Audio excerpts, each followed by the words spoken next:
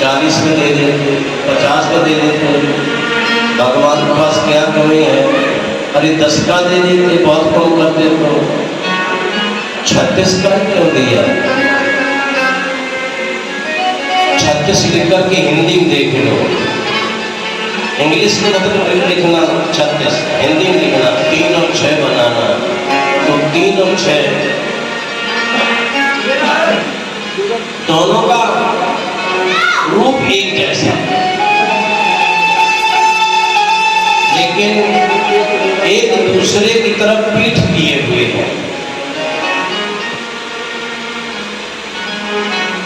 संकेत मिला, ध्रुव संसार में ऐसे रहना जैसे 36 रहते हैं, एक दूसरे की पीठ करके रहते हैं। 63 मत बन जाना, अगर 63 बन गए तो कभी भी इस भवसागर से पार नहीं हो पाओगे। वो एक दूसरे के सामने मुंह करके रहते हैं। तुम संसार से हमेशा 36 बन करके रहो, ये माया है, माया से 36 बन करके। इसलिए तुम 36,000 वर्ष तक राज करो। सब दृश्यों से ऊपर तुमको धाम मिलेगा। प्रभु बिल्कुल कौन है, कुछ बात ही नहीं कर रहे, अभी नहीं तुम बोल रहे हो बस। अरे ध्रुव, वो तुम शिकार खेलते हुए मारा जाएगा। ध्रुव न बोले, उसकी मां सुरुचि पुत्र ग्रह से दावानल में भस्म होकर के मर जाएगी।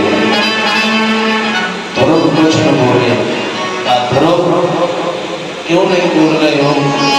मेरी प्रतिज्ञा है कि जब तक भक्त अपने मुंह से कुछ मांगता नहीं तब तक मुझे प्रसन्नता नहीं होती है।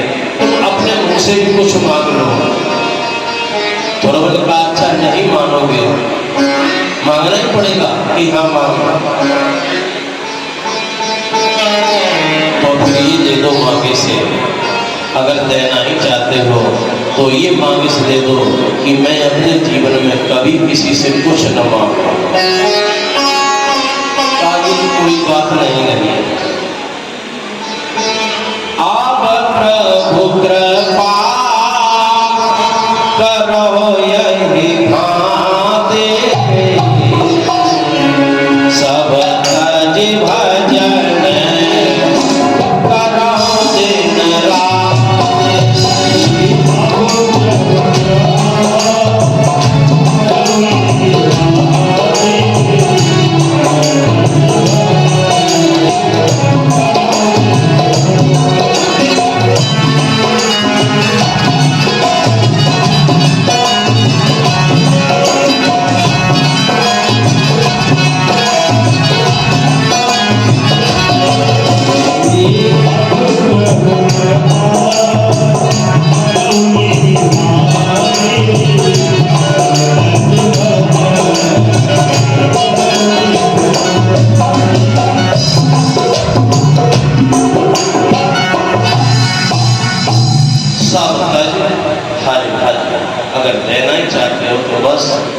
ऐसी कृपा कर दो कि सब कुछ त्याग करके आपका भजन करता। यही मांगे सकते। देखो ध्रुव जिस लालसा के लिए आए थे वो तो पूरा पहले वो है कार्य करो। ध्रुव को वरदान दिया, अंतर्ध्यान हुए, देवर्षि नारद मिले, ध्रुव को कहा चलो। उधर देवर्षि नारद ने जाकर के और तानपाद को बतला दिया, ध्रुव आ रहे हैं, वरदान प्राप्त हुए। उनकी अगुवानी को सभी लोग आए। अगवानी ने पिताजी को जैसे ही देखा ध्रुव ने डंडे के समान ध्रुव चरणों पर गिर पड़े। उस दिन ध्रुव चाहते थे मुझे गोद में बिठा लो, आज चरणों पर गिर पड़े। आज कोई नहीं रोकेगा, तुम क्यों गोद में बिठा रहे हो? उठाया ध्रुव को, कैसे किसी ने खुद कहा तानपाद अब तो छोड़ दो, नहीं तो ध्रुव छोड़ रहे हो तानपाद को, नहीं तानपाद छोड़ रहे ध्रुव को। ओ हृदय से लगाए हुए फिर ध्रुव से कहा तानपाद चलो बेटा भवन में चलो। ध्रुव ध्रुव ने कहा, पिताजी मेरी माँ पछाड़ खाकर यहीं कहीं गिर गई थी, क्या अभी है? उत्तानपाद ने मुझसे कुछ नहीं निकल पाया। कहा, बेटा सब घर पहुंच चुके हैं, भवन में चलो। अच्छा देखना, वहां पर भवन भी बने हुए किस प्रकार के। एक भवन में माँ सुनीति को दे दिया गया और उन्हीं के सामने दूसरा भवन है, सो माँ सुरुचि का। बिल्कुल आमने सामने दोनों के रहने के स्थान है। ध्रुव में बीचों बीच में खड़े हुए किसी ने कहा, ध्रुव ये माँ सुनीति का भवन है और ये माँ सुरुचि का भवन है। ध्रुव पहले सुरुचि भवन में जाना चाहिए था, सुनीति भवन में, लेकिन वहां नहीं गए, पहले सुरुचि के भवन में गए। सुरुचि कैसे देखा, उठ करके खड़ी हुई, उठाया, ध्रुव को अपनी गोद में ले लिया और कहा, ध्रुव इस अभागी से बहुत बड़ा अपराध हो गया, क्षमा करने योग्य तो नहीं हूं, और अपने मुझसे ये कह भी मत देना मैंने क्षमा कर दिया, मैं इस योग्य नहीं हूं। तब ध्रुव बहुत रोए और कहा, मां अगर तुम होती तो मुझे भगवान के दर्शन नहीं होते, और तुम ऐसे कहती हो मुझे क्षमा न कर देना। अरे क्षमा मुझे मांगनी चाहिए मां, मैंने इतने दिनों की बात तुझे समझ पाया, मैं तो और कुछ समझता था। मां मुझे उतार दो गोद से, कि नहीं अभी नहीं उतारूंगी। कहा कि क्यों? कि किसी का ऋण है मेरे ऊपर, वो है तो चुका दो। गोद में लेकर के ध्रुव को सुनीति के भवन में गई और सुनीति से कहा, जब पहले दिन में डोली में बैठी हुई थी तब तुम्हारे भाग उमड़ रहे थे और तुमने कहा था इस बात को कि मैं आंचल फैला दूंगी जाकर के और कह दूंगी मेरी जो पहली संतान वो मेरी गोद में है। आज मैं वह ऋण चुकाने के लिए आई हुई हूँ, ये संतान मेरी है, फैलाओ आंचल अपना हाथ और मैं तेरे आंचल में ये संतान दे दूं। सुनीति की गोद में दे दिए ध्रुव और सुनीति के चरणों पर पड़ी हुई ये सुरुचि बहुत रोई है। इधर ध्रुव देख करके रो रहे हैं। माँ सुनीति के दो हाथ हैं, एक हाथ से ध्रुव के आंसू पहुंच रहे, एक हाथ से सुनीति के आंसू पहुंच रहे। फिर सुनीति को अपने हृदय से लगाया, सुनीति ने अपने हृदय से सुरुचि को लगाया, सुरुचि का आंसू पहुंच रहे थे, सुरुचि को हृदय से लगाया। सुनीति ने कहा, सुरुचि रो मत,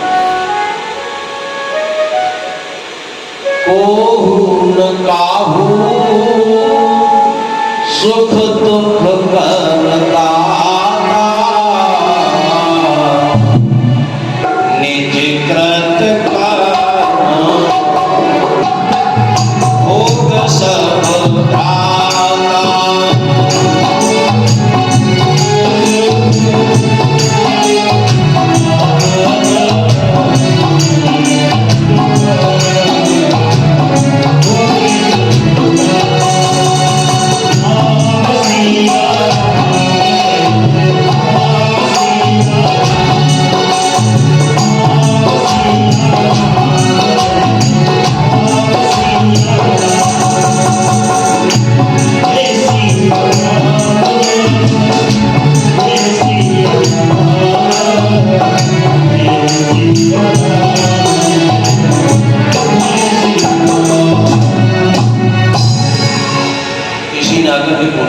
अच्छा तुम तीनों रो क्यों रहे हो? तीनों मुंह से एक ही बात निकली, जिस पर तुम हो रीझते क्या देते रघुवीर।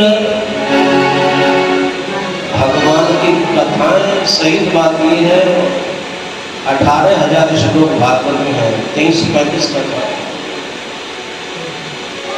इनमें एक भी कथा ऐसी नहीं है जो कथा हंसने वाली। जिस पर तुम हो रीझते क्या देते रघुबीर का क्या देते हो? रोना धोना सिसकना आहो की जागीर, आहो की जागीर। ऐसे ये करता है। चलो कथा इस प्रकार से कहते नहीं तो इसी में ही लगे रहेंगे। ध्रुव का विवाह हुआ सुषमार की पुत्री भूमि के साथ। कल्प और वत्सल नाम के दो पुत्र हुए हैं। दूसरी पत्नी वायु पुत्री इला से विवाह हुआ। उत्कल नाम का बेटा हुआ है और शिकार खेलते उत्तम मारे गए। 36,000 वर्ष पूरे होने वाले हैं। युद्ध किया है यक्षों से। तब ब्रह्मा जी आए, सप्तऋषि आए, ध्रुव को समझाया। यहाँ कुबेर और ध्रुव का युद्ध आमने सामने चल रहा है। अब कथाएं आगे बढ़ने तब जब कथाएं इतनी घेर लेती हैं आकर के इतना घिराव डालती हैं, मुझे यहाँ लगाओ, मुझे यहाँ लगाओ, मुझे क्यों छोड़े जाते।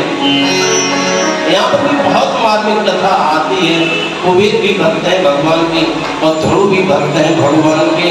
और जब ध्रुव और कुबेर का युद्ध हो रहा है, सप्तऋषियों ने आकर के कहा, ब्रह्मा जी ने आकर के कहा, मनु जी ने आकर के कहा, क्या कर रहे हो बेटा?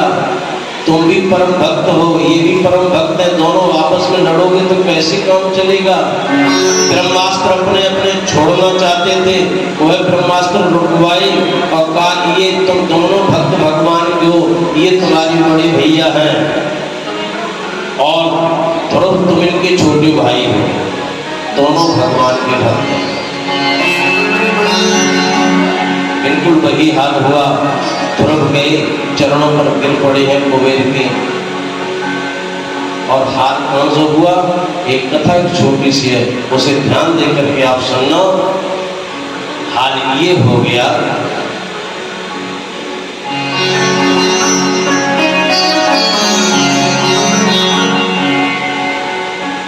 प्रेम से बोली वृंदावन बिहारी लाल की जय। हाल ये हो गया, एक दिन की बात थी। ऐसे बैठे हुए थे अर्जुन एक सरोवर के किनारे, नदी के किनारे बैठे हुए थे। आगे हनुमान जी, हनुमान को देखते ही अर्जुन ने कहा, अरे हनुमान, कृष्ण कथा मुझे पूरी मालूम है, क्योंकि मेरे सामने जो कुछ हुआ वो हुआ। राम कथा मुझे थोड़ी सुना दो। अच्छा, राम कथा सुनना चाहते हो? यहाँ बैठ जाओ बेटा, मैं राम कथा सुनाऊंगा। राम कथा सुनाने लगे हनुमान जी। का एक बार की बात है, महाराज दशरथ के यहाँ 4 पुत्रों ने जन्म लिया, राम लक्ष्मण भरत शत्रुघ्न। थोड़े बड़े हुए, विश्वामित्र जी आए, राम लक्ष्मण को मांग करके ले गए। उसके बाद फिर वहां से चलते गए, जनकपुरी पहुंचे। जनकपुरी जाकर के राम ने धनुष तोड़ा और धनुष जैसे ही तोड़ा वैसे सीता ने जयमाला डाली है। प्रेम से वृंदावन बिहारी लाल की जय हो। सीता ने जयमाला डाली है।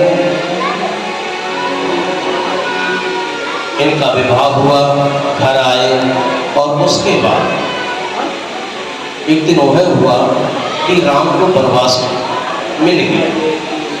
राम वन में पहुंचे, केवट मिले, केवट ने पल्ली पार उतारा। उसके बाद फिर माँ शिवरी के दर्शन करते हैं। शिवरी ने ऋषि पर्वत की रास्ता बतलाई और फिर वहां चले आए। फिर वहां मैंने अपने कंधों पर बिठाया और कंधों पर बिठा करके प्रेम से वृंदावन बिहारी लाल की जय हो।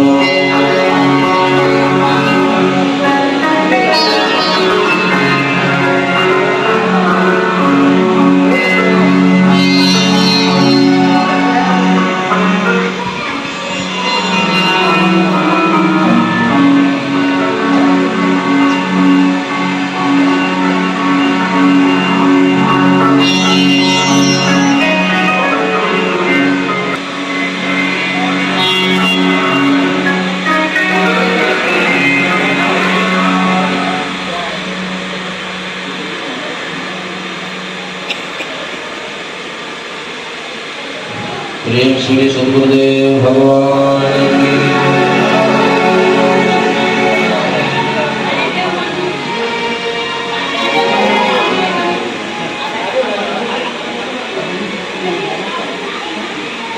विष्णु गुरुदेव महेश्वरः गुरु साक्षात् परब्रह्म तस्मै श्री गुरुवे नमः। अखण्डमण्डलाकारं व्याप्तं येन चराचरं तत्पदं दर्शितं येन तस्मै श्री गुरुवे नमः।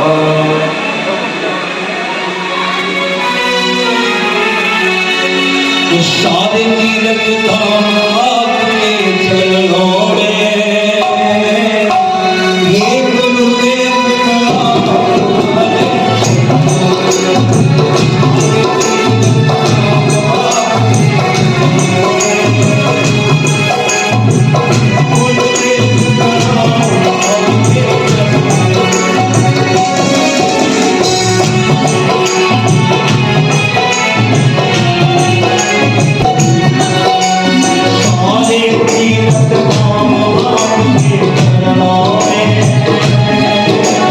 ये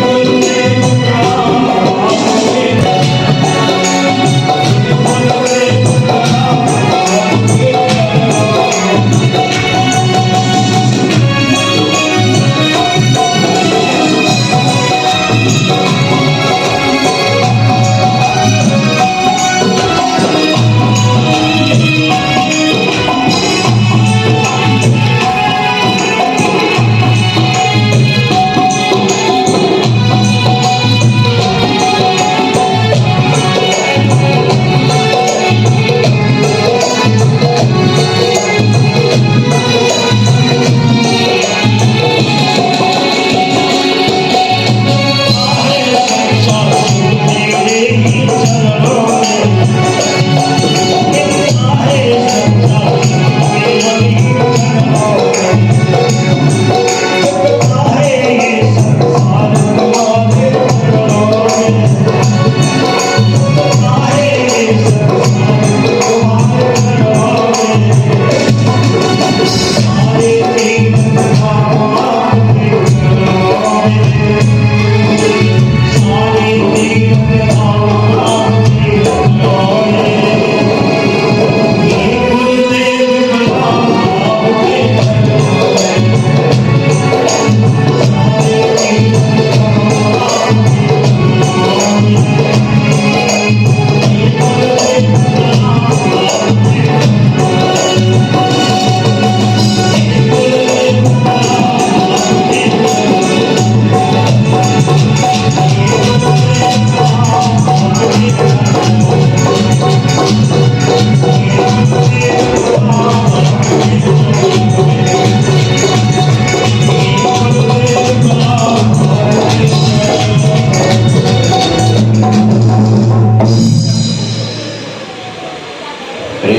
वृंदावन बिहारी लाल की जय।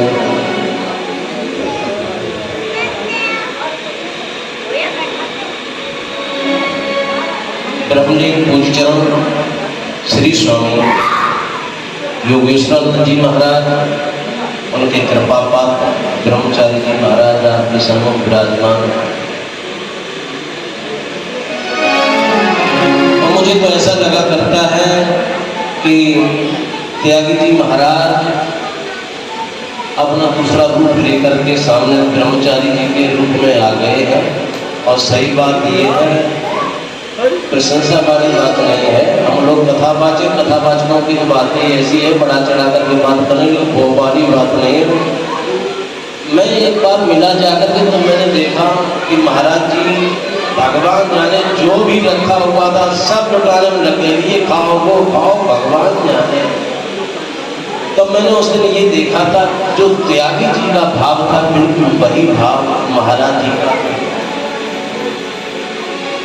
और धन्य गुरुदेव भगवान, बड़ी कृपा उनकी मेरे ऊपर रही भाई। मुझे भी बहुत उन्होंने भागवत में पढ़ाया, बहुत संस्कार किए, बहुत समझाया, इस प्रकार से इस प्रकार से। एक बार चातुर्मास, प्रथम चातुर्मास उन्होंने किया था, तो उसमें न जाने कितनी कथाएं हुई थी, मुझे पता है। सभी कथावाचक आए, कथा गई, मुझे बुलाया, मैं भी गया। गुरु जी ने कहा अवधेश इस चातुर्मास में एक कथा कह दो। मैंने कहा जो आपकी आज्ञा है। का कहना कब हमने ये आप ही बताओ कि सबसे बाद में कथा तुम्हारी होगी। तो मैंने कहा गुरु जी ऐसा क्यों? का संतों ने तुमको पढ़ाया है, तुम कहीं पढ़ने के लिए नहीं गए, संतों ने पढ़ाया तुमको, इसलिए तुम्हारी कथा सबसे बाद में होगी। तो सबसे बाद में चातुर्मास में कथा करवाई गई। मैं तो ये जानता हूँ कहीं दूसरा रूप धारण करके ब्रह्मचारी जी आ गए। बहुत बहुत धन्यवाद, आप आए हुए हैं। और वही कथा सफल मानी जाती है। भागवत के प्रत्येक अध्याय में आप पढ़ करके देखें, लिखा हुआ है परमहंस सहतायाम। ये कथा परमहंसों की है। भागवत कथा में 4 बूंदें ऊपर से पड़ जाए तो भागवत कथा सफल।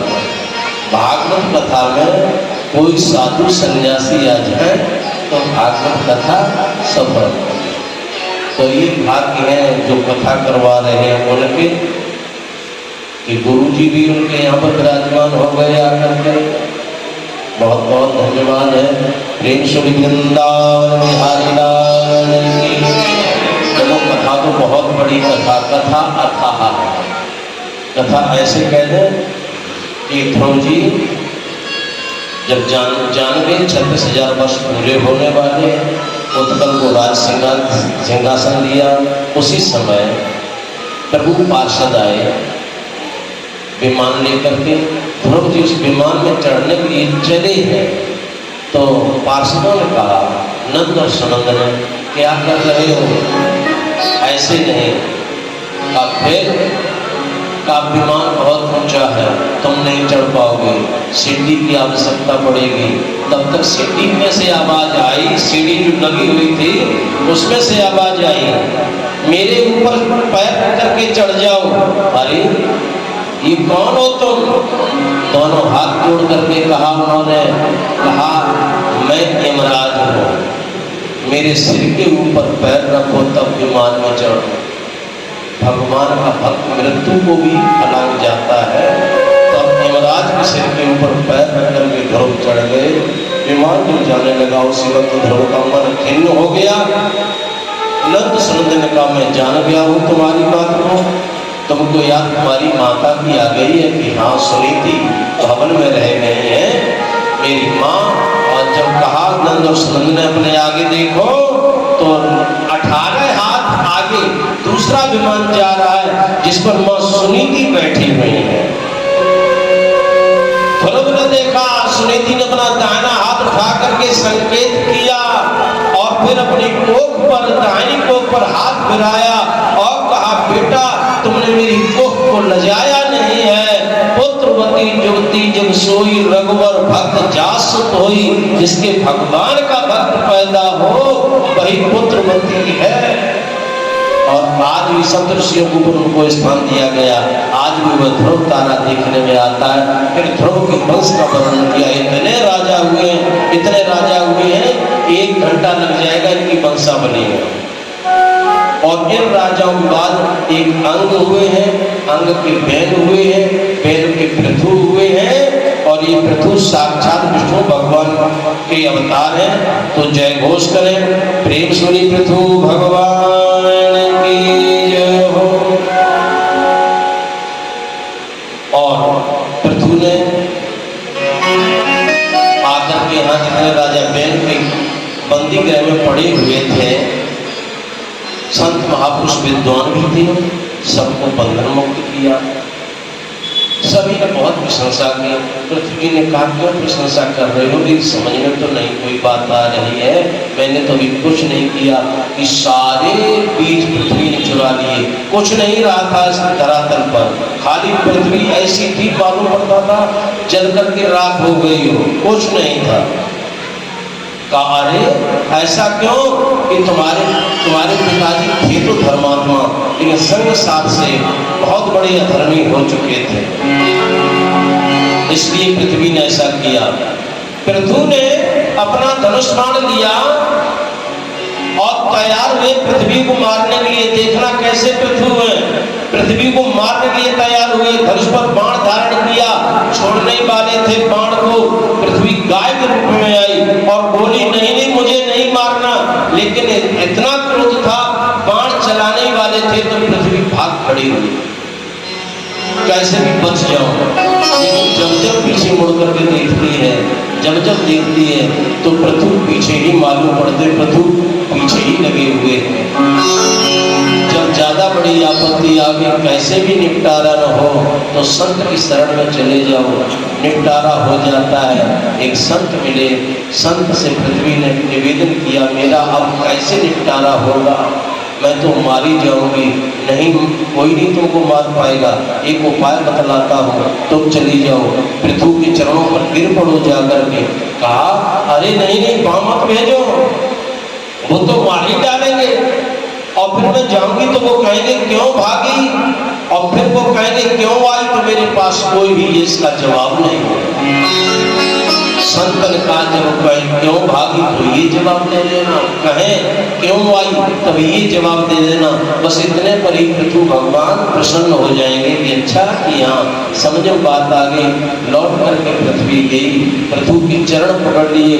पृथु ने क्रोध में आकर के कहा भागी क्यों, कहा आपका प्रभाव देखने के महाराज, प्रभाव हमेशा दूर से देखा जाता है, प्रभाव नजदीक से नहीं देखा जाता है। किसी का प्रभाव देखना है दूर दूर से देखो।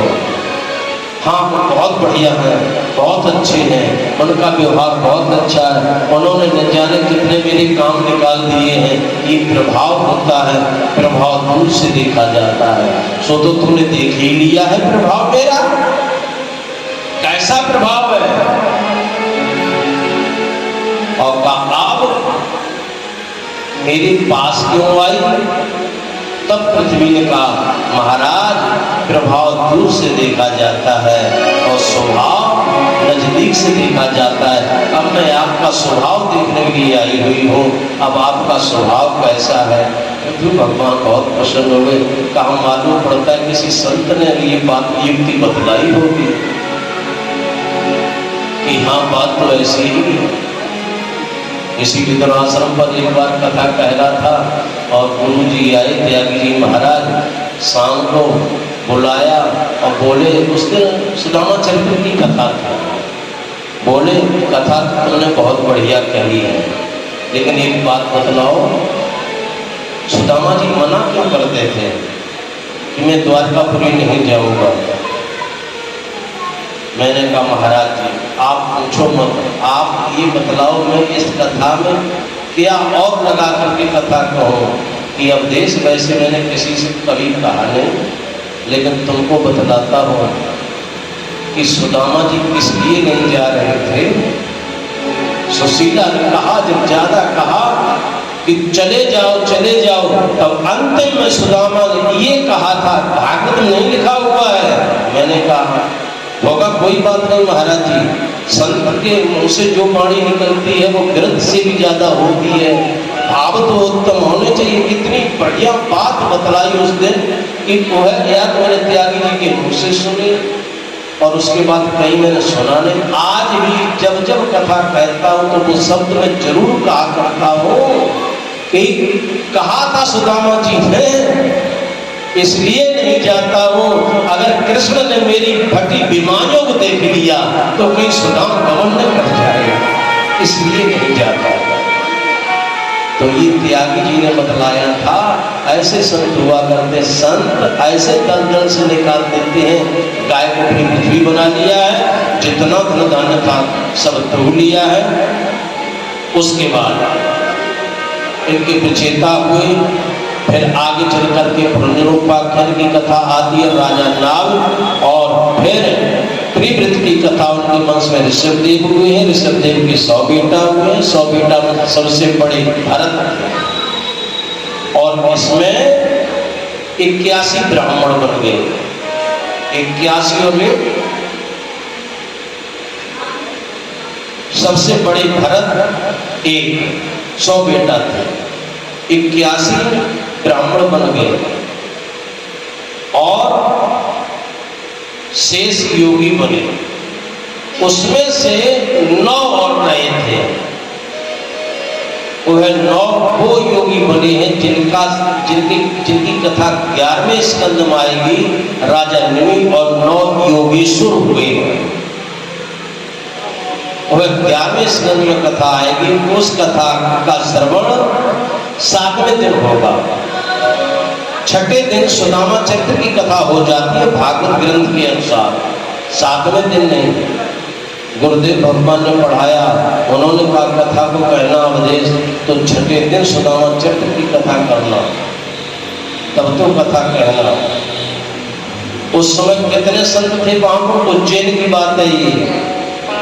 स्वामी विवेकानंद जी महाराज वृंदावन वाले और महामंडलेश्वर श्री स्वामी अमृतानंद जी महाराज सोरों वाले जिन्होंने पढ़ाया, और शंकराचार्य जी महाराज जो यहाँ गुरु जी बुलाते थे और स्वयं गुरु जी भी थे वहां पर। तब वहां पर ही कुछ पंडितों को बिठाया गया और बिठा करके बहुत वहां पर पता चलता है संतों के ऊपर कितना भार है। तब उन संतों ने ये कहा था बिठा करके, उसमें मुझे भी बुलाया गया था। संतों ने कहा था बिठा करके एक बात का ध्यान रखना, 335 कथाएं हैं, 336 सुना करके अगर आने की गुंजाइश हो तो मंच पर चढ़ना, अन्यथा कथा कहना नहीं। उसके बाद 7वें दिन सुदामा चरित्र करके कथा को विश्राम मत देना। 6वें दिन सुदामा चरित्र करके और 7वें दिन की कथा पूरी करके। वैसे कथा अथाह है, इसकी कोई था नहीं है, लेकिन इस प्रकार से तब राजा निमि और 9 योगियों की कथा आती है। 7वें दिन में पूरा वेदांत होता है। जब वह कथा आप सुनेंगे तो कहेंगे वाकई में नई कथा सुनने की मिलती है। प्रेम सुनी वृंदावन बिहारी लाल की। भरत का विवाह हुआ। भरत ने राज सिंहासन अपने बेटों को दिया और वहां से भरत चले शालिग्राम नदी के किनारे पर और आकर के बैठ गए। पिताजी का दिया हुआ ज्ञान था, उसी के अनुसार चलते हैं। पिताजी कोई साधारण नहीं थे, विष्णु भगवान के अवतार ऋषभदेव भगवान, उसी के अनुसार चलते हैं। आज भरत बैठे बैठे तपस्या कर रहे हैं, शालिग्राम नदी में स्नान करते हैं और तप के लिए बैठ जाते हैं, आत्म ध्यान करने लगते हैं। आज फिर एक दिन ऐसा हुआ कि सुबह उठकर के स्नान करने के लिए शालिग्राम नदी में गए। जब वहां पहुंचे, एक डुबकी लगाई, दूसरी लगाना चाहते थे, क्या देखा कि एक गर्भवती हिरणी आ गई पानी पीने के लिए। पीछे से एक सिंह ने दहाड़ा लगाई है अपनी शिकार करने के लिए, और नजर किसकी पड़ी? भरत। क्या देख रहे हैं?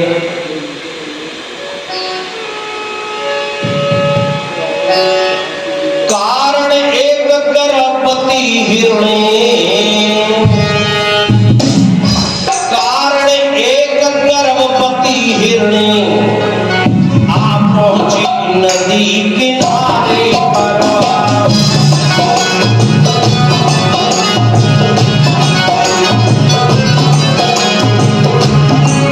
तब तक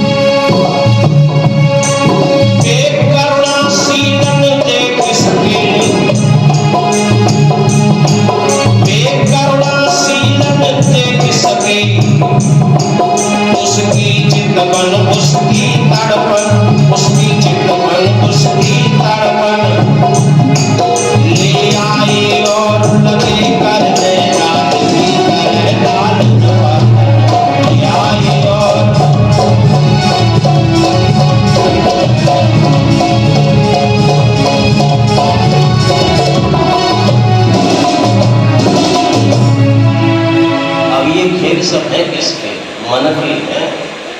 जो मन काहू से क्रोध करे, तब मन होते क्रोध स्वरूपा। जो मन नारी की ओर निहारत, तो मन होते नारी की रूपा। जो मन माया ही माया रटे, तो मन डूबे माया की कूपा। सुंदर जो मन ब्रह्म विचारत, सो मन होते ब्रह्म स्वरूपा। सो मन होते ब्रह्म स्वरूपा। भरत जी के मन में इतना बढ़िया संकल्प था, भगवान का भजन करते थे, लेकिन आज यहीं से मन मुड़ गया। इसमें लगा जाकर हिरणी की बच्चे में उसको उठा लाए, पालन पोषण करने लगे। अब धीरे धीरे भजन छूटने लगा। अब तो जब वो सियाना हुआ, फदकने लगा, तो वह बहुत अच्छा लगता है देखने में, बहुत अच्छा लगता। बच्चा बहुत ही अच्छा लगता होगा, बहुत अच्छा लग रहा है। हाथ फिराते हैं, पूरा भजन का समय निकल जाता। जब माला फेरने के लिए बैठते थे, उस समय पर उसको हाथ फिराते हैं, अपने पास ही बिठाते हैं, अपने हाथ से उसे खिलाते हैं, अपनी गोद में बिठा देते हैं। जिस आसन पर अपना बैठे उसी आसन पर उस बच्चे को भी बिठा लिया। अब सब भूल गए। कर ले लाख बेईमानी, संगन जावे कौड़ी कानी। रहे नाम न निशानी, खाली हाथ जाना होगा। पाप जी भर के कमा ले, कोठे बंगले भी बना ले। बैंक बैलेंस बढ़ाने पर वक्त पछताना होगा। काम कर ले सारे जानी, अंत दोनों हाथ खाली। दुनिया देगी तुझे गाली, जब तू रवाना होगा। अभी विषयों से मन मोड़, एक दिन कोठी बंगला छोड़। सारे जग से नाता तोड़कर शमशान ठिकाना होगा। शमशान ठिकाना होगा। एक शमशान उसे कहते हैं जब मुर्दा जलाया जाता है, और एक शमशान उसे भी कहते हैं जीते जी शान सम हो जाए तो शमशान। हम ब्राह्मण हैं, हम क्षत्रिय हैं, हम वैश्य हैं, हम शूद्र हैं, जब तक ये शान बनी रहती है तब तक समता नहीं आती। हम इनसे कैसे भी अलग हटे तब वो समता आती है, वैसे वह नहीं आएगी। और ये याद है भरत जी को कि हम राजा थे, हम राजा थे। अगर ये और भूल जाते तो सब झंझटबाजी मिट जाती। हम राजा थे, हम राजा थे। एक गुरु गोरखनाथ के शिष्य हुए हैं। पहले वह राजा थे, फिर वह आए और वो आकर के गुरु गोरखनाथ के चरण पकड़ते हैं और कहते हैं मुझे अपना शिष्य बना लो। गुरु गोरखनाथ जी ने कहा बेटा ऐसे शिष्य नहीं बनाया जाता जिसे तुम पीछे पड़ गए हो। पहले तो मैं किसी राजा से संपर्क नहीं रखता। ये राजाओं का खेल नहीं है इस रास्ते पर चलना। राजा ने कहा पूर्ण रूप राजा पद मैंने वहीं त्याग दिया है, तब आपकी शरण में आया हूँ और मैं आपकी शरण छोड़ नहीं सकता हूँ। अच्छा किया कि चलो ठीक है, दीक्षा दी और कहा देखो भाई ध्यान रखना 4 या 5 घर भिक्षा करना ज्यादा नहीं, 5 घर की भिक्षा से जो मिल जाए वही पा लेना। उसने मन में सोचा अगर एक ही घर में भिक्षा करने से उधर की पूर्ति हो जाए तो 4 क्यों मांगी जाए। चलो फिर गुरु जी की जो आज्ञा, प्रतिदिन जाते थे, एक ही घर के पास खड़े हुए माँ भिक्षांग दे ही और माँ निकलती है रोटी लेकर के आती है। कोई पात्र नहीं रखते थे अपने पास। गुरु जी तो दीक्षा देकर के चले गए थे। धीरे धीरे 12 वर्ष होने वाले हैं। 12वां वर्ष चल रहा था इस साधु को। किसी से बात नहीं करते हैं, एक जगह पर ज़्यादा रुकते नहीं हैं। जाते हैं गांव में, माँ भिक्षाम देई, वह आती है रोटी लेकर के। अरे महाराज जी कोई पात्र नहीं है, बोलते नहीं हैं ज़्यादा, हाथ अपना आगे कर दिया, इसी हाथ पर रख दो रोटी, और फिर सब्जी संकेत कर दिया इसी पर रख दो। बोलते हैं लेकिन ज़्यादा नहीं बोलते हैं। विचार करते हैं अब क्या एक रोटी मिल गई है, अरे इससे पूरा दिन कट जाएगा। आए नदी के किनारे पर रहते हैं, एक रोटी के टुकड़े कर कर और खा लेते हैं, पानी पी लेते हैं, फिर थोड़ा सा लेट करके आराम करते हैं, फिर बैठ जाते हैं। सो गुरु जी का दिया हुआ मंत्र उसी का जाप करते हैं, दिन रात उसी में लगे रहते हैं। जहां जाते हैं 24 घंटा नहीं होते, शौहरत एकदम हो जाती है, महाराज जी आ गए हैं, महाराज जी आ गए हैं, महाराज जी आ गए हैं। एक दिन की बात थी, 12वां वर्ष चल रहा था, आज 12 वर्ष पूरे होने वाले हैं। गुरु गोरखनाथ ने संत की प्रशंसा सुनी, कहा चलो मैं भी दर्शन कर लूं। और मुझे मालूम है एक राजा आया था मेरे पास, उसे मंत्र देकर के मैंने छोड़ दिया था। मेरे हिसाब से 99% वही निकलेगा और कोई नहीं, उसको मैंने समझ रखा था ये कैसा है, वही है। लाओ संत दर्शन भी हो जाएंगे और गुरु नाते से परीक्षा भी हो जाएगी। ये रोटी हाथ पर रखे हुए जा रहे थे, उस दिन नमक की रोटी मिली हुई थी, सब्जी नहीं मिली। एक ही रोटी लेकर के जा रहे थे और अपने मन में चिंतन वही चल रहा है जो गुरु जी ने मंत्र दिया वही। नीचे नजर किए हुए जा रहे हैं, सामने गुरु गोरखनाथ देखा वही है, पहचान गए, लेकिन नीचे नजर किए हुए हैं। हाथ में हाथ मार दिया गुरु गोरखनाथ जी ने और रोटी नीचे गिर पड़ी। इस साधु ने ये नहीं देखा किसने हाथ मारा, विचार करने लगा मेरे लिए कितना बड़ा त्याग किया होगा उस माई ने, जिसे रात्रि में गेहूं चकिया से पीसे होंगे, आटा बनाया। कितना बड़ा त्याग उस मिट्टी ने किया होगा जो मेरे लिए कट करके खुद करके चूल्हा बन करके तैयार हुई। कितना बड़ा त्याग मेरे लिए उस वृक्ष ने किया होगा जो सूख करके ईंधन बन करके तैयार हुआ। कितना बड़ा त्याग। और फिर गेहूं का तो त्याग कहना ही क्या, इसने सर्दी भी सही, गर्मी भी सही, और उसके बाद आटा बन करके और फिर ये तवा पर जला और फिर घड़े में जाकर के चूल्हे में जला और जल करके तब रोटी बनकर, अरे राम राम इतनी कीमती रोटी जमीन पर नहीं उठाओ, इससे जमीन पर मत रहने दो। कितने भाव उमड़ पड़े साधु के, और उठा करके रोटी फिर आगे को जब बढ़े, हाथ फिर मार दिया गुरु गोरखनाथ जी ने। इन्हीं भाव में आकर देखा नहीं किसने हाथ मार दिया, फिर रोटी उठाया, तीसरी बार फिर हाथ मार दिया। अब की जो रोटी थी सो गुरु गोरखनाथ के चरणों के पास जाकर के गिर पड़ी। सो जैसे रोटी को उठाया, नजर चरणों पर पड़ गई। अब कैसे नहीं कहेंगे ये तो चरण त्यागी जी के ही है और किसी की नहीं है।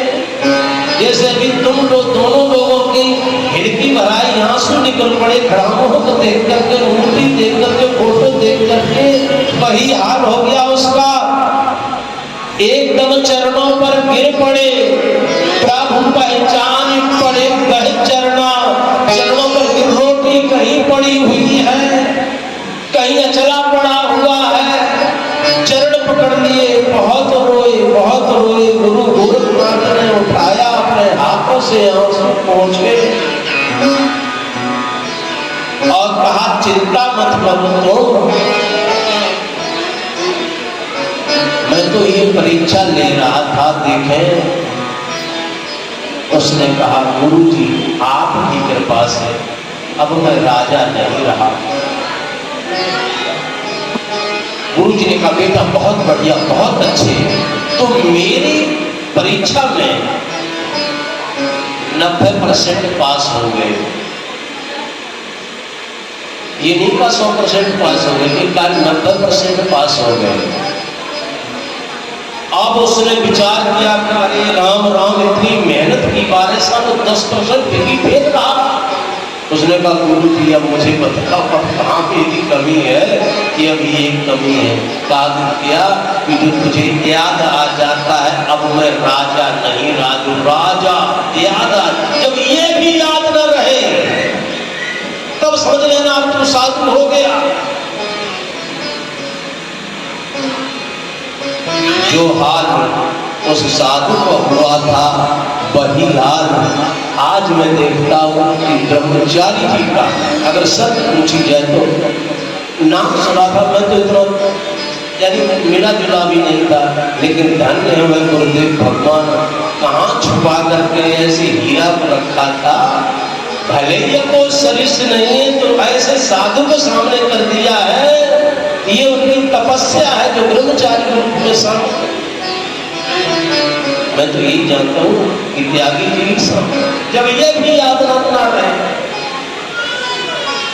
वो हालात भरत जी का है। भरत जी को मात्र कितना आ गया कि अब मैं, मेरे राज्य में ऐसा कभी नहीं हुआ, इसलिए इस माया ने घेर लिया है, इनके अंदर अब समता नहीं आ पाई है। अंत समय शमशान ठिकाना होगा तो समता आने में अभी देरी है।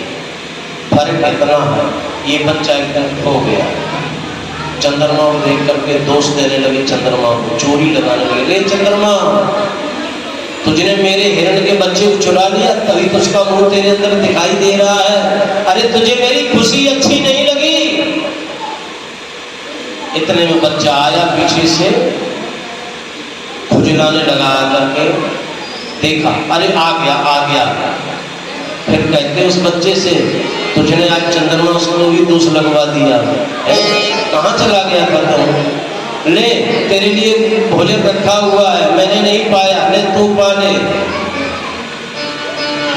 अब बताओ अंत मता से बता, ऐसा व्यक्ति अंत समय में जब खत्म होगा, प्राण निकलेंगे तो अब तो स्थिति वह हो गई, बच्चा बैठे हिरण बैठे तो भरत बैठ जाए, हिरण उठे तो भरत उठ करके खड़े हो जाए, हिरण चले तो भरत चले, हिरण खेले तो भरत खेले, हिरण सोवे तब भरत सोवे, हिरण जागे उससे पहले भरत जी जागे। और जिससे संसार डरता उस काल ने धर दबोचा। अभी 10% कमी है साधु बनने में। बात ये थी, अभी ये 10% पूरे होने वाले हैं। और जिससे संसार डरता उस काल ने धर दबोचा। और जब ये भरत ने अपना शरीर त्यागा है तो दूसरे जन्म में फिर ये मृग बने जाकर के, क्योंकि इनको याद यही बना रहा कि ये मृग का बच्चा, ये मृग कैसे रहेगा मेरे बिना, ये मृग कैसे रहेगा मेरे बिना, तो दूसरे जन्म में ये मृग बने। लेकिन याद इनको सब है कि ऐसे ऐसे पहले में ऋषभ देव साक्षात विष्णु भगवान के अवतार, उनका बेटा हुआ, भरत मेरा नाम रखा गया। बड़ी बड़ी विद्याएं मुझे पढ़ाएंगे वह मैं सब जानता हूँ, लेकिन मृग योनि में आ गया हूँ। क्यों आ गया हूँ? इसी कारणवश आ गया हूँ कि मेरा मन उधर चला गया, इसलिए आ गया हूँ। मैंने बहुत बड़ी भूल की है, मानव तन पा करके मैंने अपने आप को नहीं पहचाना है। बहुत बहुत प्राचीन करते हैं, कभी कभी प्राचीन करने लगते हैं। हाथी के दांत के खिलौना बने भांति भांति, छेड़ी की खाल देखो पानी भरे लाई है, सावर की खाल को बांधत है सिपाही लोग, गेंडा की खाल राजा रावण को सुहाई है, मिर्गिया की खाल को ओढ़त है योगी जन, बाघ की खाल शिव शंकर को भाई है। कहे कवि दया राम राम के भजन बिना, कहे कवि दया राम राम के भजन बिना, मानुष की खाल का हुक्म नहीं आई है, मानुष की खाल का हुक्म नहीं आई है। मैंने मानव तन पा करके खुद न संभल पाया, इसलिए तुझे मृग बनना पड़ा है। 2 पैर जल में है, 2 पैर बाहर रखे हुए हैं, पत्ते सूखे जो बह करके आते हैं, जो भी मिल जाते हैं वह तो पा लेते हैं। ये नहीं पत्तों के पीछे दौड़ते, जो पत्ते मुंह के किनारे से होकर के निकलते हैं सामने से। अब ऐसा शरीर कितने दिनों तक चलेगा? कुछ दिन जीवित रहा मृग, उसके बाद शरीर त्यागा। अंगिरास गोत्र की ब्राह्मण की 2 पत्नी है, बड़ी सी 9 बेटा है, छोटी से 1 बेटी, और एक अब जो ये बेटा होगा सो ये भरत ही जाकर के जन्मेंगे। बेटा हुआ, बड़ी बड़ी खुशियां हुई। अंगिरास गोत्र के ब्राह्मण को, पंडित जी महाराज को, मेरे घर में बेटा आ गया, 10वां बेटा भी आ गया, मेरा 10वां बेटा भी आ गया, सबसे छोटा है तो क्या है, अपनी गोद में उठाया। और फिर जब नामकरण संस्कार का दिन आया तब गोद में उठाते हैं और फिर कहते हैं। ज्योतिष के बहुत बड़े विद्वान थे भरत जी के पिताजी, उन्होंने देखा योग बल के द्वारा, और योग बल के द्वारा 3 जन्म की बातें उन्होंने सामने रख दी, और फिर कहा इनका नाम है भरत रखता हुआ, फिर भी नाम भरत ही रखता। बहुत कुछ पढ़ाना चाहते थे, पढ़ने योग्य हुए, जवान हो गए, 10 बेटों के विवाह कर दिए, दोनों माताएं विदा हो गए।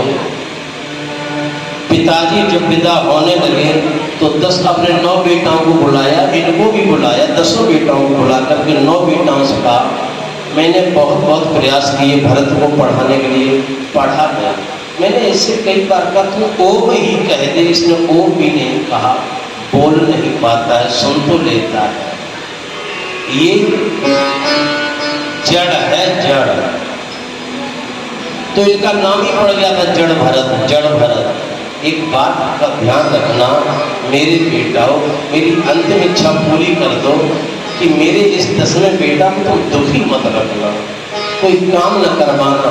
भरत जी के मन में आया कि लाओ शास्त्र एकदम उड़े दूं, एकदम वेदों का वर्णन कर दूं, कितने श्लोक सुना दूं, मेरे पिताजी की दुखी होकर भी न जावे, और तैयार हुए सुनाने के लिए। एकदम अपने आप को संभाला, नहीं नहीं, अपने आप को छुपा करके रखो, अगर कहीं ये भेद खुल गया तो खुद तुझे कहीं भटकना पड़ेगा। संत महापुरुषों ने भेद को छुपा करके रख दिया। अब वो 90% जो 90% नंबर आए थे, अब ये 10% शेष रहे, वो भी मिलने वाले हैं। आज जो है नंबर यहाँ पूरे हो रहे हैं, 100% साधु हो गए हैं भरत जी। पिताजी ने शरीर त्याग दिया, बोले किसी से नहीं। एक दिन की बात थी,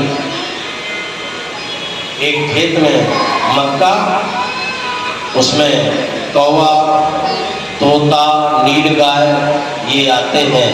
ये 9 पंडित चले गए थे अपने अपने यजमानों के यहाँ।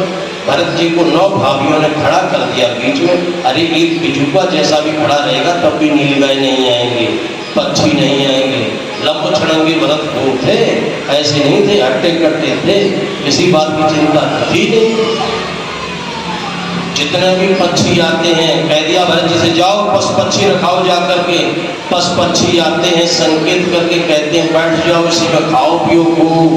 और जो नहीं आते उनके लिए ऊपर हाथ उठा करके बुलाते हैं, राम चिड़ैया, राम कोई खेत आओ, चिड़ैया खा जाओ भर पेट। सब उसी में पशु पक्षी आ गए। अब सबके पेट भर गए, अब निकलेंगे बाहर। मक्का में ना तो अड़िया रही, ना बाली रही, ना पत्ता रहे, बस कहीं ठठेरा जैसा लगा हुआ सामने चमक रहे हैं, रहा कुछ नहीं खेत में। और जब निकलना चाहते हैं दौड़ करके जाते हैं और हाथ उठा करके कहीं बिठा देते हैं, बैठो। पूछ दिया क्यों परेशान कर रहे हो? तो भरत जी ने, देखो ये होते संतों के अर्थ।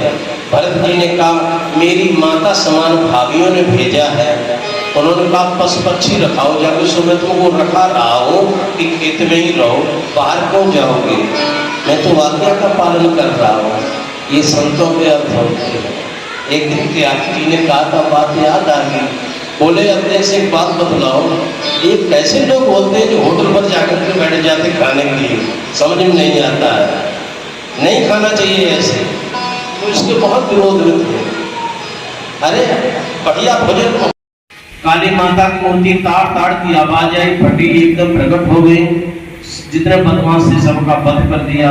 भरत जी से कहा तुम बताओ क्या चाहते हो। भरत ने एक ही बात कही, माँ अगर तुम मेरी माँ हो तो अपने चरणों की रज दे दो, और मैं नहीं कर चाहता। इसी प्रकार से रघुगण राजा का अज्ञान दूर किया है भरत जी ने, और उसके बाद फिर यहाँ पर आत्मज्ञान का उपदेश करते हैं रघुगण को। रघुगण ने जब ये कहा, फिर एक बात बतलाओ महाराज, वह जर्रे जर्रे में है? कहा कि हाँ। फिर उसे हम पहचाने कैसे? एक ही उदाहरण देकर के बतला दिया। कहीं बना राजा, कहीं रंग भिखारी बना, कहीं बना सेठ, कहीं पास न अधेला है, कहीं बनवास, कहीं नगर निवास किया, कहीं किया बस्ती उजाड़, कहीं मेला है, कहीं वेद वक्ता, कहीं पंडित पुजारी बना, कहीं बना गुरु और कहीं बना चेला है। कहे गीतानंद तेरी माया अपार प्रभु, है तो तुम अकेला पर अनेक होकर खेला है। दिया उसे जड़ भरत ने सच्चा आत्मिक ज्ञान, तथा हुआ उस भाव से दोनों का कल्याण। श्रीमद् भागवत महापुराण की। अच्छा, कल की कथाओं पर थोड़ा ध्यान देना। परीक्षित जी ने प्रश्न कर दिया, भगवान जो भजन नहीं करते उनकी क्या गति होती है? सुखदेव भगवान कहते हैं उनको नरकों में जाना पड़ता है। भगवान अगर नरकों में जाना पड़ता है इसके मतलब अनेकानेक नरक है? कहा कि हाँ। कितने हैं? प्रधान प्रधान नरक है 28। कौन सा कर्म करने पर कौन सा जीव किस नरक में जाएगा, कौन सा प्राणी किस नरक में जाएगा? एक तो कथा ये पहली कथा यहीं से प्रारंभ हो जाएगी। अगर ये कथा विस्तार से सुनना है तो समय का ध्यान रखना। 12 बजे यहाँ आ जाओ, अन्यथा ये कथा निकल जाएगी। बहुत बढ़िया कथा है। अच्छा, नरकों से बचने का उपाय क्या है? वह भी कथा में ही है। देवासुर संग्राम, इंद्र वृत्रासुर का युद्ध, हिरण्यकश्यप वध तक की कथा कल होगी, इसलिए समय का ध्यान रखें। और सुबह 7-8 के बीच में यज्ञ प्रारंभ हो जाता है। जो भी यज्ञ में सम्मिलित होना चाहे, मैं तो कहूँगा सभी लोग सम्मिलित हो। सारी व्यवस्थाएं यहाँ पर, आपको अपने हाथ से आहुति लगानी है, बस इतना करना है। तो सभी लोग उपस्थित हुआ करें।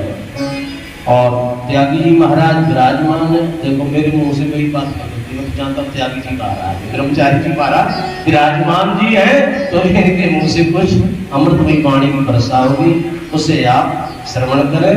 क्योंकि जब गुरु जी भी बैठते थे मेरे पास कथा जब कहता है ध्यान सभी को आश्रम पर, तब वो भी ऐसे ही बैठते थे और फिर मैं उनसे निवेदन किया करता था। वो कुछ अमृतमयी वाणी की वर्षा करते थे। उसी प्रकार से मेरे लिए वही त्यागी जी हैं, ब्रह्मचारी जी के रूप में आगे तो क्या है, अमृतमयी वाणी की वर्षा करेंगे। हम सब मिल करके उसका आनंद लें। प्रेम सुनिए सद्गुरुदेव भगवान की।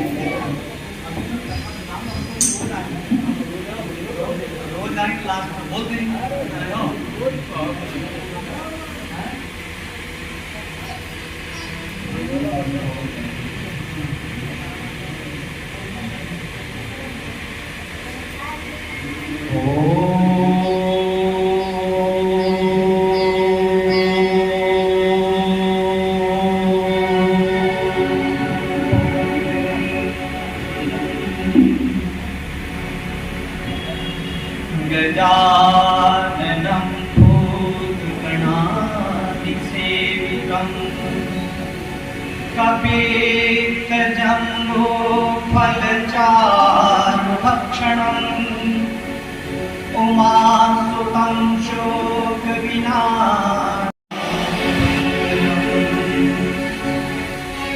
वक्रतुण्ड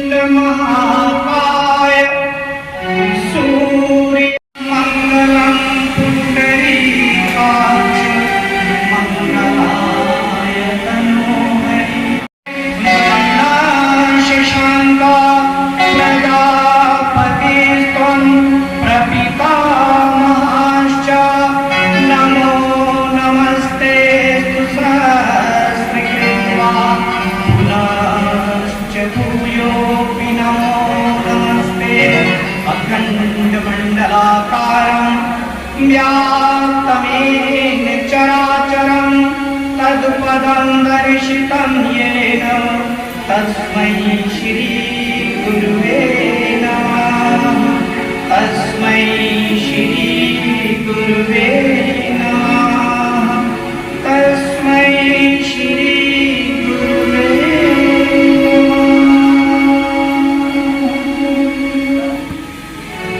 प्रेम से बोलिए श्री सद्गुरु महाराज की, कृष्ण कन्हैया लाल की, वृंदावन बिहारी लाल की।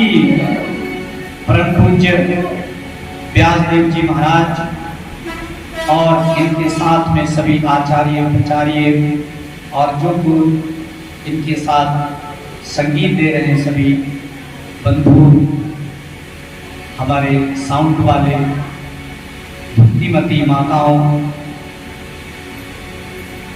सत्संग प्रेमी सज्जनों, कथा प्रेमी सज्जनों, माताओं, बहनों एवं प्यारे प्यारे बच्चों, मैं आज कथा सुनने के लिए आया था। व्यास जी का आदेश है तो आशीर्वचन में कह देता हूं। देखिए, भगवान की कथा जैसा अभी आपने प्रसंग सुना, बड़ा सुंदर प्रसंग सुना रहे थे व्यास जी। कथा अनंत है और जितनी बार भी आप कथा सुनेंगे ये आपके जीवन की व्यथा को दूर करेगा। आप दूसरी कोई चीज बार बार नहीं सुन सकते। हमारे श्रवण शक्ति की एक मर्यादा है। अगर आप कोई गाना सुनेंगे तो 2 बार सुनेंगे, 30 बार सुनेंगे, तीसरी बार में बोर हो जाएंगे कि गाना अच्छा है। भगवान की कथा आप जितनी बार सुनेंगे कुछ ना कुछ आपको नया मिलेगा, कुछ ना कुछ आपके जीवन की व्यथाएं जाएंगी और इसी में थोड़ा सा आप प्रयास कर लें तो आपका जीवन बिल्कुल समृद्धशाली बन जाए। प्रयास क्या करना है आपको? जैसे माताओं बहनों की बहुत शिकायत रहती है कि हमें भजन करने का टाइम नहीं है, समय नहीं है, या पुरुषों का रहता है। तो मैं हमेशा एक बात यही कहता हूँ, भाई आप चलते फिरते करें, झाड़ू लगाते हुए करें और अपने जीवन से जो कुछ भी हो दूसरों के प्रति जो अभावग्रस्त हैं, जो देख नहीं सकते, जो शरीर से अपंग हैं, कोढ़ी हैं, ऐसे अभावग्रस्त लोगों की सेवा अवश्य करें। भगवान उसी में आपके लिए मनोवांछित फल देंगे। आप जितना कर सकते हैं, पानी पीते हैं, 1 गिलास पानी चिड़ियों को रख दें। आप रोटी खाते हैं, गाय को निकाल के रख दें। आप चलते फिरते झाड़ू लगाते भगवान का भजन करें, नहाते हुए भगवान का भजन करें, कपड़े धोते हुए भगवान का भजन करें। आप जिस तरह से, मैं अभी कुछ समय पहले 2-3 दिन पहले की बात है, 4 दिन पहले की, एक बंदवाड़ी गांव है, मेरे यजमान वहाँ रहते हैं, दिल्ली के पास है ये। मैं वहाँ विजिट करने गया। आप रो दोगे ऐसी हालत। उनके बच्चों ने प्रॉपर्टियां लिखा ली और उन माता पिता को बिल्कुल ऐसी असहाय अवस्था में छोड़ दिया। वो बेचारे वहाँ, उनके पैर टूटे हुए हैं, पैर सड़ गए हैं, उनका दिमाग का संतुलन ठीक नहीं है। और यहीं की विदेशी महिलाएं भी हैं, लोग ग्रुप में आए, वहाँ छोड़ गए, पुलिस वाले वहाँ छोड़ जाते हैं। एक महिला ऐसी थी, उनसे हमने बात की तो वो कलकत्ता की कहीं रहने वाली, तो उसके बच्चों ने उसे छोड़ दिया, प्रॉपर्टी साइन करा ली। तो इन बातों से आपको कथा सुनने का कोई लाभ नहीं मिलेगा। भगवान श्री राम जब वन के लिए गए तो उनकी चरण पादुकाएं, जो प्रसंग अभी बयान सुना रहे थे, कि चरण पादुकाएं भरत जी ने रखकर राज्य किया। अगर हम ग्रंथ को नहीं जिए, बहुत सारे आप सब जानते हैं, मैं कभी महंत नहीं बनना चाहता, मेरे गुरुदेव भी आज महंत है, उनकी चरण पादुकाएं मैं रखकर आपकी व्यवस्था देख रहा हूँ। महंत वो थे, आज हैं और कल भी वही महंत रहेंगे। मैं तो केवल एक निमित्त मात्र हूँ, आपकी सेवा कर रहा हूँ। अगर ग्रंथों से हमने सीखा है तो हम अपने जीवन में उतारे, तभी हमारा जीवन सार्थक होगा। आप अपने बच्चों को ऐसा सिखाएं। मैं आपको एक प्रसंग याद दिलाता हूँ। आप जानते हो कि भगवान राम ने बंदरों से युद्ध जीता। उस समय का सबसे बड़ा महाबली बलवान रावण पूरे क्षेत्र में नहीं, 4 दिशाओं में उससे बड़ा बलवान कोई राजा नहीं था। उसने अपनी मृत्यु को भी अपने पाटे से बांध रखा था। आप सोचिए, केवल बानरों से,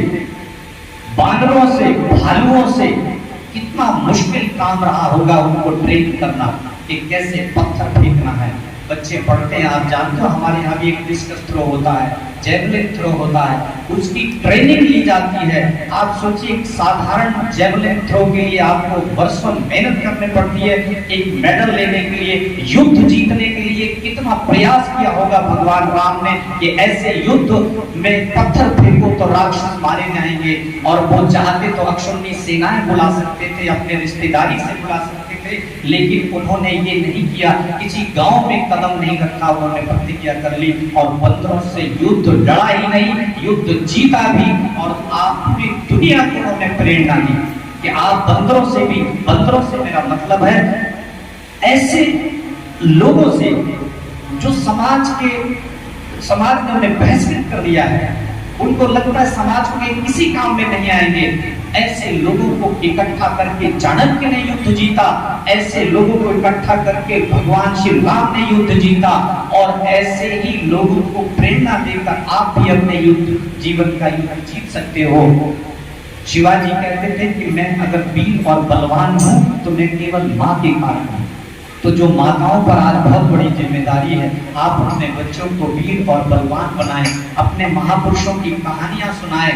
आप घर से बाहर निकलें, सुरक्षा की जिम्मेदारी किसी और पर नहीं दें। आप यदि अपने बैग में ऐसी चीजें रखती हैं श्रृंगार की, तो एक मिर्ची मिर्ची का पाउडर भी रखें। अगर कभी आपकी आंख पर कोई बात आ जाए तो उसकी आंखों में झोंक दे, बाकी का काम मिर्ची अपने आप कर लेगी। आप अपनी सुरक्षा अपने हाथ में लेकर चले। संसार भगवान अगर धनुष ले सकते हैं, आप मिर्ची का पाउडर भी ले सकते हो अपने साथ में, क्योंकि आज देश जिस तरफ जा रहा है उस तरफ माताओं और बहनों की सुरक्षा कहीं खतरे में न पड़ जाए। उपद्रव आप पूरे देश में देख रहे हैं, बहनों के लिए उनके कत्ल के फरमान जारी किए जा रहे हैं। इसलिए आप अपने सुरक्षा की जिम्मेदारी स्वयं समझें। अगर आप रास्ते में जा रही हैं, कोई आपके साथ दुर्घटना घटती है, उस समय स्वयं प्रयास करें उसकी आंख में मिर्ची का पाउडर डाल दें। उतनी देर में बहुत सारी बातें अपने आप हो जाएंगी, उनको पकड़ लिया जाएगा। इसलिए स्वयं आप अपने हाथ में अपने समय का वो लें। मैंने इतनी बातें आपको कही। व्यास जी का बहुत बहुत धन्यवाद है। आप सभी को साधुवाद और आशीर्वाद है। सबसे स्पेशल हमारे जो परीक्षित हैं, जिन्होंने ये अपने अथक प्रयासों से ये मकान बनवाया और ये भगवान का यहाँ कथा कर रहे हैं। प्रभु इनके लिए इतना आशीर्वाद दे कि इनके घर में हमेशा अन्न धान रहे, कभी किसी बात की कोई कमी ना रहे, इनके सभी मनोरथ पूर्ण हो। इस कार्य में जो लोग सहायता कर रहे हैं, जिस प्रकार से कर रहे हैं, चाहे जो भी हो, प्रकार बहुत से होते हैं हम कथाओं में। और पूज्य व्यास जी की खूब सेवा करें। 7 दिन या 8 दिन जब तक ये रहें, आप ब्राह्मणों का आशीर्वाद लें, इनका आशीर्वाद लें। आपका जीवन सार्थक होगा, आपकी कथा सार्थक होगी। इन्हीं शब्दों के साथ मैं अपनी वाणी को विराम देता हूँ। प्रेम से बोले श्री सतगुरु महाराज की और हो प्रभु जी, जय जयकार। प्रेम श्री वृंदावन बिहारी लाल की जय। आरती के लिए खड़े हो जाओ और महाराज जी से निवेदन करूंगा भाई नित्य प्रत ऐसे ही दर्शन देते रहे और ज़्यादा नहीं 10 मिनट के लिए अमृत में वही वाणी वर्षा करो। कितनी बढ़िया आज बात बताई मिर्ची का पाउडर, सत्य बात है। अगर आपके पास है सुरक्षा पूरी पूरी है तो ये सब के हथकंडे है भैया। ये सूर्य वृंदावन बिहारी लाल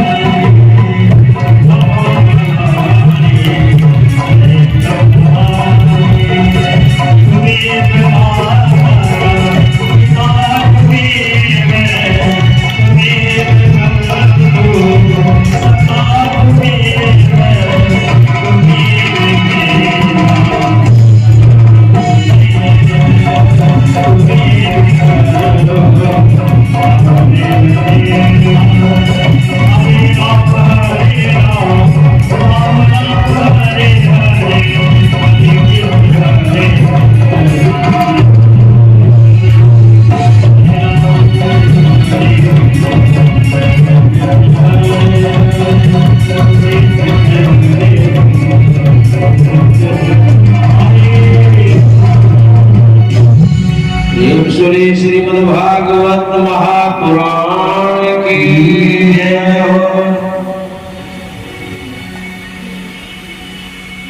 ओम ब्रह्मार्पणं ब्रह्मविर्ब्रह्माग्नौ ब्रह्मणाहुतं ब्रह्मैव तेन गन्तव्यं ब्रह्म कर्म समाधिना ओम नाभ्या आसीदंतरिक्ष गोंग शीर्षणो देवभौ संवर्तत पदभ्यां भूमर्दशा श्रोत्रात् तथा लोकां कल्पयन्। हाथ में पुष्प ले लो।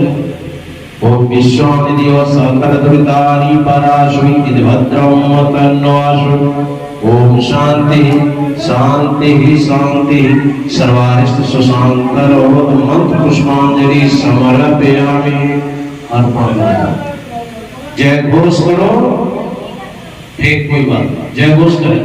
श्रीमद् भागवत महापुराण के सियावर रामचंद्र के पवन सुत हनुमान के वृंदावन बिहारी लाल के गुरु दाऊदिया जी की सब संतन के सब भक्तन के आज के अंत के बीबरवासियों के आसपास के नगरवासियों के ब्रह्मलीन पूज्य चरण श्री स्वामी योगेश्वरानंद जी महाराज के ब्रह्मचारी जी महाराज के महामंडलेश्वर सदगुरुदेव भगवान श्री स्वामी अमृतानंद जी महाराज के हर हर महादेव।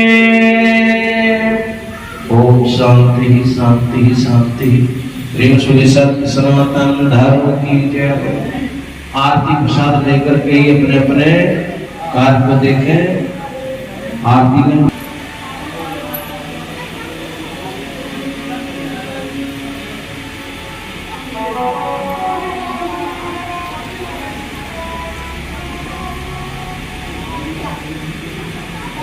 प्रसाद लेके जाओ, पैदल जाओ।